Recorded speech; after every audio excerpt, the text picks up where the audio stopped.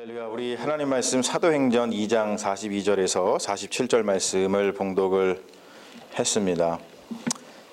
우리 말씀 가지고 그리스도인의 표지, 영어로 하면 Signs of Christians 라고 하는 제목으로 우리 하나님 말씀 증거하겠습니다. Guys, can you share your patience with us now? Okay, so be quiet as much as possible. Okay. Thank you. 오늘 베드로의 설교는 많은 이들에게 감동이 되었고, 그리고 베드로의 설교를 들은 많은 이들이 회개를 했습니다. 우리가 계속 지난 시간에 살펴본 그런 말씀이죠. 그리고 죄사함의 세례를 받았고 또 성령의 능력을 받았습니다. 그 결과 초대교회가 태동이 되었죠. 그리고 교회라고 하는 것은 이렇게 성령의 능력 안에 있어야만 태동되는 것이고, 그리고 생명력을 가질 수가 있는 것을 우리가 알 수 있습니다. 우리는 지금 교회를 다니는 신앙인들이지만 우리가 스스로 물어볼 때에 무엇이 나를 교회 다니지 않는 그런 일반인들과 구별해주는 그리스도인이 되게 하는지 우리가 고민을 하게 되죠. 나는 왜 그리스도인인가? 한마디로 얘기해서 그리스도인의 표지는 무엇인가? 우리 생각을 해봤으면 좋겠습니다. 베드로의 설교를 통해서 부흥의 불길이 타올랐을 때에 성경은 초대교회의 처음 상황을 이렇게 전하는데 뭐라 그러냐면, 오늘 우리가 읽은 말씀이죠. 그들이 사도들의 가르침을 받아 서로 교제하고 떡을 떼며 오로지 기도에 힘쓰니라. 영어 성경으로 보면 이렇습니다. 우리가 같이 보긴 했습니다. 다시 한번 보면 We continually devoting themselves, they were continually devoting themselves to the apostles' teaching and to fellowship, to the breaking of bread and to prayer. 이렇게 나와 있어요. 우리 헬라 성경은 이 상황을 설명하기 위해서 바로 이 단어를 쓰고 있어요. 우리 어린이 설교 때도 제가 잠깐 말씀을 드렸습니다만 프로스카르테레오라고 하는 말을 씁니다. 우리나라 말로는 오로지 모모에 힘쓰니라 라고 이렇게 성경에 번역을 했고, 그리고 영어로는 continually devoting 이렇게 번역을 합니다. 이것을 풀어서 설명하면 우리가 끊임없이 뭔가에 헌신하고 반복해서 무엇인가를 계속 하는 것을 말합니다. 굉장히 중요한 그러한 단어죠. 회개하고 죄사함의 세례함을 받고 그리고 성령의 은사를 받으면, 즉 예수를 구주로 고백하는 그리스도인이 되면은 우리가 어떠한 일에 전념할 수 있는 능력이 생긴다는 거예요. 그리고 그리스도인은 그러한 일에 전념하는 사람들이 된다는 것이죠. 우리가 이러한 것들이 전념하고 있는지 아닌지를 보면 그리스도인인지 아닌지를 구별할 수 있다라는 뜻이 되기도 합니다. 여러분, 그렇다면은 그리스도인은 무엇에 끊임없이 헌신하고 전념하는 존재인가? 오늘 본문을 통해서 살펴보면 네 가지를 이야기하고 있습니다. 뭐냐면 사도들의 가르침, 그리고 교제, 펠로우십, 만찬, breaking of bread, 그리고 마지막에는 기도, prayer를 이야기하고 있어요. 우리가 첫 번째로 한번 살펴보죠. 사도들의 가르침의 핵심은 무엇이냐면 예수 그리스도의 삶과 죽음과 부활입니다. 이게 우리 그리스도인들이 같이 바이블 스터디를 하는 가장 중요한 핵심 가르침입니다. 그러면서 이 예수 그리스도의 삶과 죽음과 부활을 배우면서 당연히 이 초대교회 그리스도인들은 구약의 말씀을 면밀히 들여다보았을 것입니다. 왜냐하면 예수 그리스도의 십자가 사건은 구약의 예언의 성취이기 때문입니다. 우리는 지금도 성경 공부를 통해서 사도들의 가르침을 배우기에 전념을 하고 있죠. 여러분, 성경 공부는 단순히 지식을 쌓는 시간이 아니라, 그리고 또 교회 프로그램이 아니라 세상 사람과 우리를 구별해주는 사인, 표지라는 것을 우리가 생각을 할 필요가 있습니다. 어저께도 보니까 우리 교수님 오셔서 그 강연을 하는데 제가 여쭤봤어요. 교수님, 이거 녹화를 해도 됩니까? 그랬더니 녹화를 하지 말라 그러시더라고요. 그런데 여러분, 장 목사는 너무나 친절해가지고 모든 설교를 녹화할 뿐만이 아니고 모든 강연과 모든 성경 공부를 녹화해서 여러분 올려드리잖아요. 그렇죠? 이렇게 모든 것을 녹화해서 모든 걸 유튜브에 업로드하는 목사는 여러분 찾아보기 힘들 겁니다. 지금 제가 제자랑을 하는 게 아니라 그만큼 여러분, 우리가 하나님의 말씀을 배우기 위해서 우리가 서로 협력하고 노력하고 있으니까 여러분들 사도의 가르침을 받는 것에 계속해서 끊임없이 헌신을 하는 그리스도인이 되어야 될 줄로 믿습니다. 그리고 두 번째 교제죠. 교제. 우리가 교제는 흔히 친교라고 부릅니다. 영어로는 fellowship이라고 이야기를 하는데 헬라어로는 코이노니아라고 이야기를 합니다. 교제라고 하는 것, 디아코니아는 문자적으로다가 sharing이라는 뜻입니다. 나눔이라고 하는 뜻을 가지고 있어요. 이것은 서로 주고받는 일이죠. 서로 필요한 것들을 나누어 주는 겁니다. 아까 아이린이 자기의 스토리를 이야기해 줬듯이 자기가 가지고 있는 것을 동생하고 나눴다, 이런 이야기를 해줬어요. 그런 것처럼 뭔가를 이렇게 나누는 겁니다. 하지만 이게 물건만 나누는 것이 아니라 어떠한 정서적인 교감, 영적인 어떤 것들, 이런 것들도 나누는 것을 sharing, fellowship이라고 우리가 이야기를 합니다. 본문에서 나눔에 대한 이야기는 굉장히 드라마틱하게 전개되죠. 우리가 44절, 45절을 보면은 이렇게 이야기를 하는데, 믿는 사람이 다 함께 있어 모든 물건을 서로 통용하고 또 재산과 소유를 팔아 각 사람의 필요를 따라 나눠줬다라고 이야기를 합니다.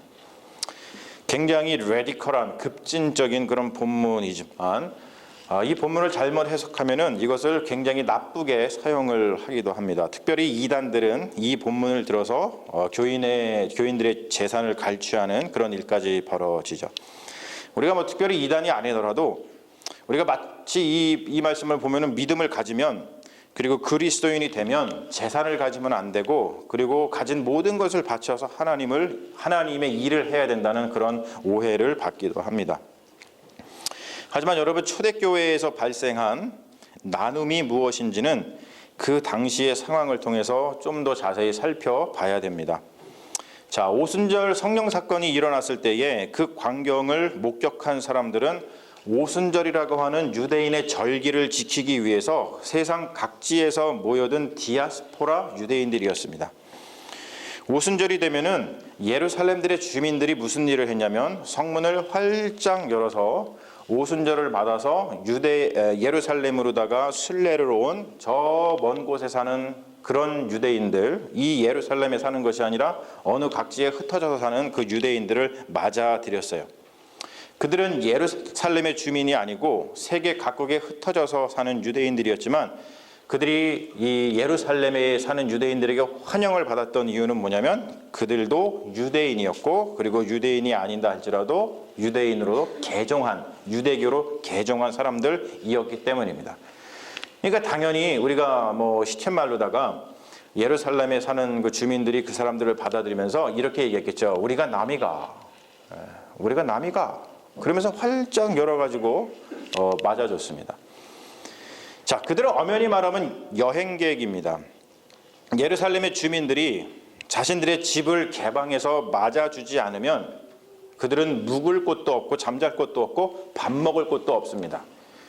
요즘을 생각하시면 안 돼요. 여러분, 요즘엔 세상 어디를 가든지 무슨 여객, 그런 그 호텔 같은 게 잘 발달돼 있고 식당이 돼 있어서 남의 신세를 지지 않더라도 우리가 먹고 자는데 전혀 아무런 문제가 없지만, 그 당시에는 그냥 그곳에 사는 주민들이 받아주지 않으면 어디서 묵을 곳도 없었고 어디서 먹을 곳도 없었다는 거예요.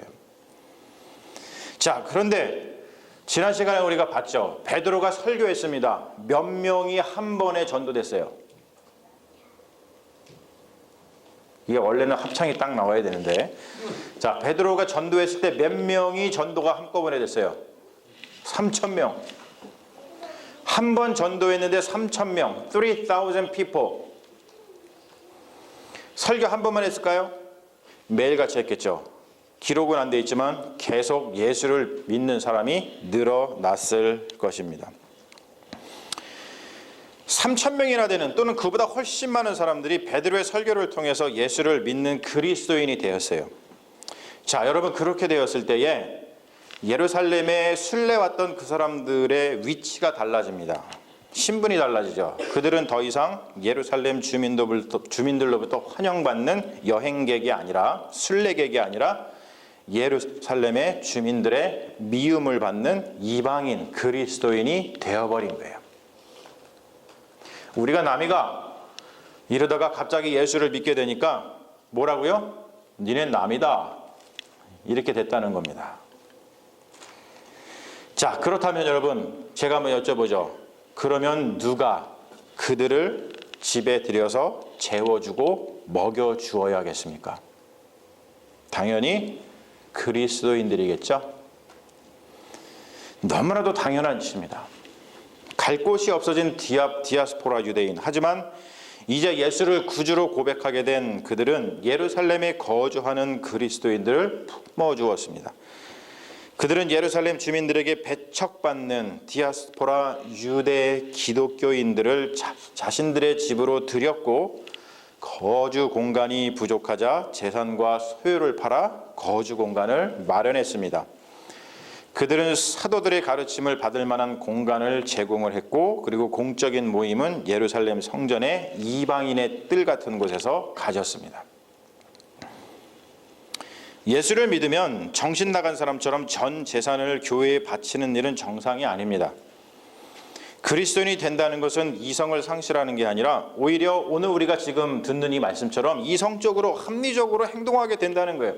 여러분, 우리도 그렇지 않습니까? 먼 곳에서 여행을 왔어요. 그 사람이 선교사입니다. 그 사람이 그리스도인입니다. 우리의 형제 자매입니다. 우리 예수를 믿게 된 우리들이, 예수를 믿는 우리들이 그 사람들에게 잠자리를 제공하지 않고 먹을 것을 내어주지 않으면 누가 내어주고 누가 먹여주겠습니까? 온 사람이 그 수요가 너무 많아서 우리가 살고 있는 집에 그들을 다 수용할 수 없다면 우리가 어떻게 하겠습니까? 우리의 사비를 털어서 당연히 호텔방 같은 곳이라도 잡아주던지 에어비앤비를 통해서라도 집을 잡아주겠죠. 여러분, 재산과 소유는 이렇게 사용하는 것입니다. 아주 이성적으로 그리고 아주 합리적으로 사용하는 겁니다. 그리스도인의 나눔은 맹목적인 것이 아니라 이렇게 합리적입니다. 그 합리적인 나눔을 극명하게 보여주는 예수님의 비유가 바로 선한 사마리아인의 비유죠. 여러분 한번 상상해 보세요. 여러분들이 어디를 가고 있는데 거기에 피 흘리며 죽어가는 사람이 있습니다. 그러면 우리는 어떠한 나눔을 실천해야 됩니까? 레위인처럼, 제사장처럼 그냥 지나치는 것은 나눔이 아닙니다. 선한 사마리아인처럼 자기의 손으로 수고하면서 자기의 소유를 들여서 피를 흘리며 죽어가는 사람을 살려내는 것이 그게 나눔입니다. 사랑하는 여러분, 물질의 풍요로움이 있다면 그것을 필요한 사람들과 함께 나누시고, 여러분들에게 마음의 풍요로움이 있다면 여러분 그것을 필요한 사람과 나누십시오. 그리고 여러분들이 믿음이 풍요롭다면 그 믿음 풍요로운 것을 필요한 사람과 나누는 사람이 되십시오. 그것이 바로 그리스도인입니다. 그 나눔이 바로 그리스도인의 표지라고 하는 겁니다. 셋째는 만찬입니다. 초대교회는 떡을 떼는 것에 전념했다 그래요. 이것은 성찬을 말합니다. 그리스도인이 아닌 사람은 성찬을 하지 않습니다. 성찬은 그리스도인이 먹는 모든 식사의 원형입니다. 그리스도인은 성찬 때뿐만이 아니라 그리스도 안에서 나누는 모든 식사를 그리스도와의 만찬으로 생각을 합니다. 우리가 형식상 그냥 일반 식사를 하더라도, 우리가 예배 끝나고 나서 식사를 하잖아요. 그 형식상 일반 식사를 하더라도 우리가 예수 그리스도의 이름으로 기도하고 먹는 모든 식사는 그리스도께서 십자가에서 자신의 삶과 자신의 살과 피를 내어주신 것을 기억하는 그러한 식사입니다. 왜요? 지금 제가 얘기했듯이 우리가 예수 그리스도의 이름으로 기도하기 때문에 그렇습니다. 이러한 식사를 보시죠. 종말론적인 식사라고 부릅니다. 이것은 두 가지 의미를 가지는데, 첫 번째는 이 세상에서의 마지막 식사라는 의미를 가집니다. 여러분 한번 생각해 보세요. 내가 먹는 식사가 이 세상의 마지막 식사라고 한다면 우리는 이 마지막 식사를 그냥 허투루 생각하지 않을 것입니다. 그런 날이 머지않아 오겠죠. 다른 하나는 이 종말론적 식사는 예수 그리스도의 이름으로 기도하고 먹는 이 식사는 하늘에서의 식사입니다. 다른 말로 하면은 천국 잔치죠. 얼마나 기쁜 식사입니까? 그리고 얼마나 복된 식사입니까? 예수 그리스도의 이름으로 먹는 식사는 천국의 식사고, 그리고 우리가 얘기하는 너무나도 복된 그러한 식사입니다. 예수님이 세리와 죄인들과 더불어서 식사를 했을 때, 만찬을 했을 때, 우리가 성경에 보면은 유대인들이 예수님에게 막 화를 냈어요.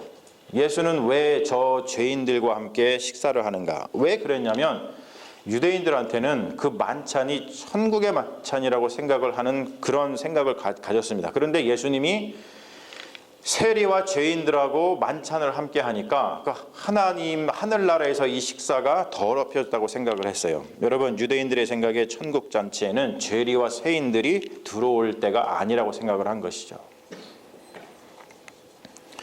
우리가 예수 그리스도의 이름으로 모여서 함께 식사를 할 때에, 그리고 예수 그리스도의 이름으로 기도하고 예수 그리스도인으로서 종말론적인 식사를 생각할 수 있다면 우리의 식탁 교제가 얼마나 아름답고 풍요롭고 거룩하겠습니까? 제가 이러한 기도를 한번 적어왔어요. 우리가 식사할 때마다 이러한 기도를 할 수 있다면 그 식사가 얼마나 풍요로울까? 우리 같이 한번 이 기도를 드려볼까요? 시작. 이 식탁의 주인은 예수 그리스도시요, 우리가 이것을 먹고 마실 때 우리는 우리에게 생명을 주시기 위해 십자가에서 자신의 살과 피를 내어주신 예수 그리스도를 기억합니다. 아멘. 여러분이 everyday, 매일같이 삼시세끼 뭔가를 식사하실 때마다 예수님의 이름으로 기도하는 그 기도의 식사는 종말론적인 식사가 됩니다. 너무나도 거룩한 식사고 너무나도 감격스럽고 기쁜 식사가 된다는 것이죠. 여러분, 그렇게 거룩하고 그렇게 기쁜 식사를 하면 우리 몸이 건강해질까요? 건강해지지 않을까요? 당연히 건강해지겠죠.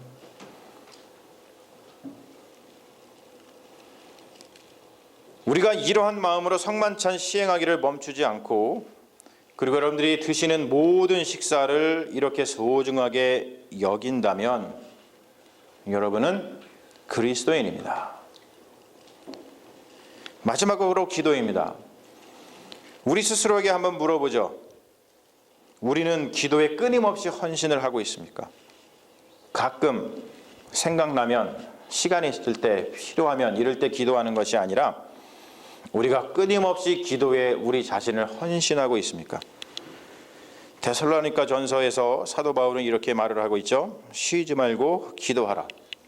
여러분, 왜 사도 바울은 쉬지 말고 기도하라고 이야기를 하고 있습니까?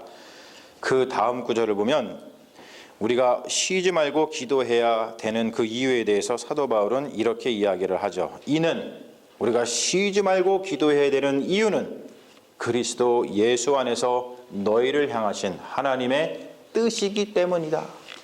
할렐루야. 그리스도인은 예수 그리스도 안에서 하나님의 뜻대로 살 때 그리스도인입니다. 그 뜻 가운데 하나가 뭐라고요? 쉬지 말고 기도하는 것입니다. 즉 뭐냐면 기도에 우리가 헌신하는 거예요. 여러분, 우리는 그 뜻대로 살고 있습니까? 기도에 관해서라면 며칠 밤을 새도 모자랄 정도로 다 할 말이 많지만 우리가 우리 스스로에 대해서 한번 돌아볼 때 우리는 누구에게 기도를 하고 있으며 우리는 누구의 이름으로 매일같이 쉬지 않고 기도를 드리고 있습니까? 우리는 정말로 기도하고 있습니까? 우리가 자신의 삶을 돌아볼 때에, 우리가 기도를 생각할 때에 우리는 스스로 그리스도인인지 아닌지를 어렵지 않게 알 수 있습니다. 사랑하는 여러분, 우리가 그리스도인입니까? 여러분, 그렇다면 기도하십시오. 필요할 때, 생각날 때, 시간이 날 때 기도하는 것이 아니라 기도에 끊임없이 전념하고 기도에 끊임없이 헌신하십시오. 왜냐? 기도는 그리스도인의 표지이기 때문입니다. 마지막 넘겨주시면 우리 프로스 카르테레오, 굉장히 중요한 오늘 말씀의 키워드라고 얘기를 드렸습니다. 끊임없이 헌신하다, 끊임없이 뭔가에 전념하다라고 하는 뜻입니다. 우리가 성령의 능력으로 그리스도인이 되면 이러한 열정이 생긴다는 것이죠. 사도의 가르침을 받는데 열정이 생기고, 나눔의 열정이 생기고, 떡을 떼는 일에 열정이 생기고, 그리고 기도에 열정이 생깁니다. 사랑하는 여러분, 다른 열정으로 세상을 바꾸는 것이 아니라 바로 이 열정이 세상을 바꿉니다. 이 열정으로 세상을 바꾸고 있는 여러분은 그리스도인입니다. 기도하겠습니다. 주님, 우리는 왜 그리스도인입니까? 무엇이 우리를 그리스도인으로 구별시켜 줍니까? 성령의 은사를 받아 끊임없이 영의 일에 전념하게 하소서. 사도의 가르침을 받는 데 힘을 다하게 하시고 나눔의 열정을 주시며 떡을 떼는 일에 게으르게 하지 마시고 기도하는 일에 헌신하게 하소서. 이 네 가지를 성실하게 행할 때 우리는 세상과 구별된 그리스도인으로서 이 세상을 바꾸어 나가는 주의 백성이 될 줄 믿나이다. 예수님의 이름으로 기도합니다. 아멘.